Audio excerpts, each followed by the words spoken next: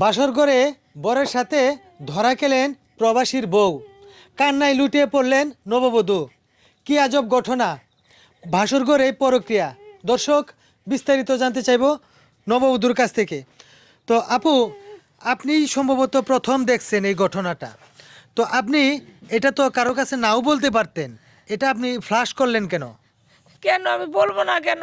আমি ওর সাথে সম্পর্ক করে বিয়ে করছি। আমি একটু গেছি টয়লেটে, আমি আইসা দেখছি ওদের, মানে আমি এটা আর বলতে পারতেছি না, খুবই জঘন্যতম একটা অবস্থা আমি ওদেরকে দেখছি। তো দর্শক, আমরা ওনার কান্না শুনে বুঝতে পারতেছি গলা পর্যন্ত ভেঙে ফেলছে শুধু কান্না করতে করতে, যার কারণে প্রতিবেশীরাও কিন্তু এখানে জড়ো হয়েছে। তো দর্শক, আমরা এখন চলে যাব বরের কাছে। তো ভাই, আপনি ওনার সাথে কি পূর্বের কোনো সম্পর্ক ছিল? আরে ভাই, ছিল তো অনেক দিন আগে, মানে তার সাথে 2 বছর সম্পর্ক ছিল। মানে সেই রাগ খুব, মানে এভাবে ঘরের ভিতরে আইসা, মানে একটা রাগ যে ছিল এটা জ্বালা মিটাইতেছে এখন। মানে আমার ঘরের ভিতরে আইসা আমার এই অবস্থা এখন। আমার বউ তো সন্দেহ করতেছে আমি তার সাথে পরকে করতেছি। আমি তো আসলে পরকে করি নাই তার সাথে। তাহলে আপনি ধরা খেলেন কিভাবে? এই যে কথা আছে না, যে সন্দেহমূলক ভাবে ধরা দেখছে, আমি তারা ভাবছে যে আমি পরকে করতেছি। পিঠে পিঠে ফাটা ভালো তো, মানে দেখতেছিস না বাঁশ বাঁশ দেহ, কি মনে হচ্ছে না যে তোকে আমি কি করব? হ্যাঁ, তোর যদি পরকে না থাকবি তাহলে কিসের জন্য রে এই বাসর ঘরে এই মহিলা ঢুকে বললো? তুই ইটুক চিন্তা করলি না? আরে আগে আমার কথাটা শুনেন। বাসর ঘর তো যে অন্ধকার থাকে, আমি তো ভাবছিলাম যে এটা আমারই বউ, কিন্তু আমি পরে বুঝতে পারছি যে এটা ভাবি, মানে আমার পূর্বে যে প্রেমিকা ছিল সে। এগুলো সব মিথ্যা কথা, তোমার চরিত্রই ভালো না, তুমি নিজের বউরে চিনতে পারো না। হ্যাঁ, এই মাপ দে, দেখ আমার ভাবির শরীরের মাপ আর এ শরীরের মাপ, তুই বের দিলে তো বোঝা যায় যে কোনটা বউ আর কোনটা ভাবি রে।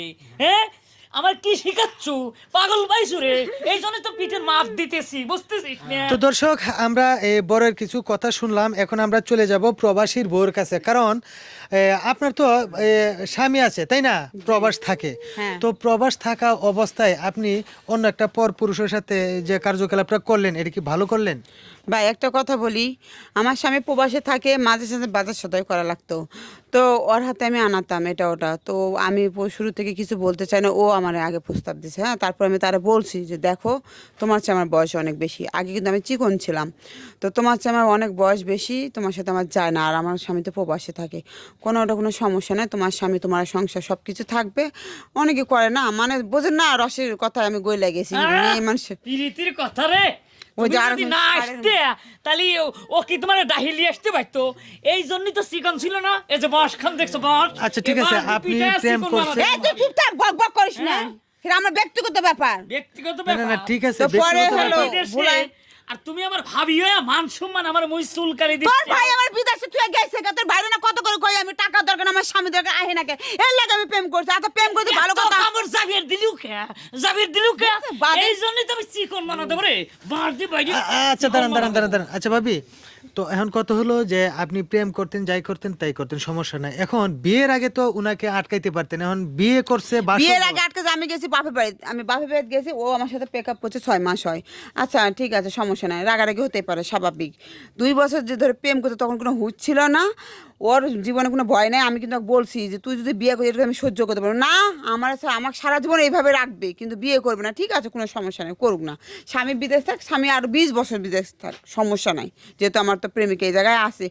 ও মা, আমি গেছি বাপের বাড়িতে, এদিকে বিয়ে করে নিয়ে এসে, তাহলে তো আমি খবরটা পাই কি আমি চুপ থাকতে পারি? সেই জন্য চলেছে ও জন্মের বাসর আমি শিক্ষা দিয়ে থাকবো, দেখবো আর বউ নিয়ে কেমনে খায়। এখন তো সবাই জানা জানে যে আমার স্বামী তো আমার আর নিবো না, সংসার করবো না, এখন আমি হেল লাগাই সংসার করুম। আপনার কথা একটাই, ওনার সাথে সংসার হ্যাঁ। করবেন। তো এখন যে উনি আপনার হলো বিয়ে করে ফেলছে, তারপরে আপনি তো ইচ্ছে করলে এটা আর ব্যক্তিগত মান-সম্মান ব্যাপার, না- বউ থাকবে না যাবে এটা আমার জানার বিষয় না, কিন্তু আমি যখন চলে আসছি, কেলেঙ্কারি যখন হয়েছে, আমি এখন হেল লাগাই সংসার করতে চাই। আজকে দুইজনের সাথে বাসর করে করাবো, আগে পিটবো, আগে চোর যেমন দর খেলে আগে পেটে না, পায়ের জুতা পিঠে আগে- দেখছিস, বক বক করিস না, পায়ের জুতা দেখছিস, জুতা দিয়ে তোরে আগে পিটাম। তো দর্শক, আমরা এই প্রবাসী স্ত্রীর যে যতটুকু কথা শুনলাম, এতে বোঝা গেল যে ওনাদের একটা সম্পর্ক ছিল গভীর, যে এখানে বিয়েরও একটা অবস্থান ছিল, যেখানে কিনা উনাকে ঠকিয়ে তারপরে এই বিয়েটা করছে। তো আমরা আরেকটু ইয়ার সাথে যাব, নববধূর কাছে। আচ্ছা ভাবি, এখন আপনি কি করতে চাচ্ছেন? ওনার সংসার কি করবেন? সম্ভবই না। ও ও মানে আজকে আমার বিয়ে হয়েছে, আজকে যেহেতু ওই ভাবির সাথে এরকম করতে পারছে, তাহলে ও সারা জীবন কি করবে আমার বোঝা হয়ে গেছে। ওর মতো চরিত্রহীনের সাথে আমার পক্ষে আর সংসার করা সম্ভব না। কিভাবে তো দর্শক আমরা এখন চলে যাব প্রবাসীর ভাইয়ের কাছে, উনার দেবর উনি। তো উনার কাছে জানতে চাইবো যে আসলে আপনি এখন কি করবেন আপনার এই ভাবিকে? খালি বান্ধনটা খুঁজে দেন, খালি বাধাটা খুলে দেন, দেখেন আমি কিরম ভাবে পিটাই। এই জন্যই তো দেখেন এতে কত বড় বাঁশ লিয়েছি, মাপ দিচ্ছি, দুইজনে কি সেই পিটানে পিটাবো, পিটার পর হলো বিচার হবি। কি পিটার পরে পিটানোর পরে বিচার হবি, কারণ খালি পিঠে তো দেওয়া যাবি লয়। যে কোনো বিচার সালিশ করলি যারা অপরাধ করে তাদেরকে আগে পিটার লাগে, শাসন করা লাগে, শাসন করার পর বিচারের রায় দিতে হয় হেডি। আচ্ছা ঠিক আছে। তো দর্শক আমরা এই ভিডিওটা বানানোর উদ্দেশ্য ছিল প্রবাসী এবং প্রবাসীর স্ত্রীদের জন্য। কারণ হলো অনেক প্রবাসীরা আছে যারা কিনা এরকমভাবে প্রতারিত হয় নিজের স্ত্রীর কাছে, যারা কিনা পরকীয়া করে অন্য লোকদের সাথে। তো অনুরোধ করব আপনারা এই ভুলটা করবেন না, একটা সোনার সংসার নষ্ট করবেন না। কারণ প্রবাসীরা হাড়ভাঙ্গা পরিশ্রম করেই কিন্তু একটা সংসারকে উন্নতি পর্যায়ে নেওয়ার জন্য চেষ্টা করে, এমনকি ভালোভাবে চলার চেষ্টা করে। তো দর্শক যদি আমাদের এই ভিডিওটি ভালো লেগে থাকে তাহলে অবশ্যই লাইক কমেন্ট শেয়ার করে অন্য একজনকে দেখার সুযোগ করে দিবেন। ধন্যবাদ সবাইকে।